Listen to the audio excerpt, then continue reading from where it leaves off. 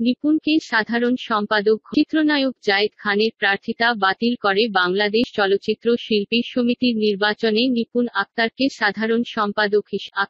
সাধারণ সম্পাদক হিসেবে জয়ী ঘোষণা করে আপিল বোর্ডের দেওয়া সিদ্ধান্ত স্থগিত করেছেন হাইকোর্ট।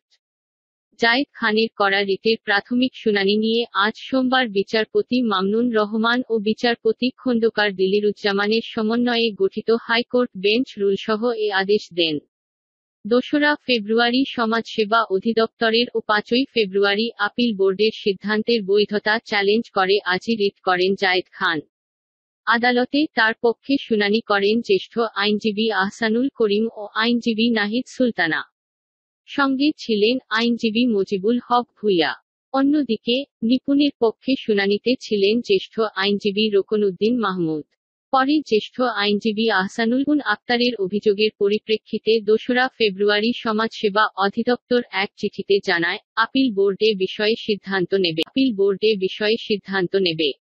পরে ৫ই ফেব্রুয়ারি আপিল বোর্ড জায়েদ খানের প্রার্থিতা বাতিল করে নিপুণ আক্তারকে জয়ী ঘোষণা করে।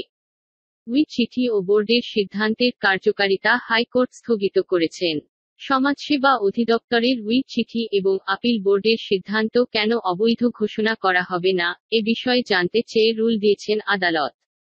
১ সপ্তাহের মধ্যে বিবাদীদের রুলের জবাব দিতে বলা হয়েছে।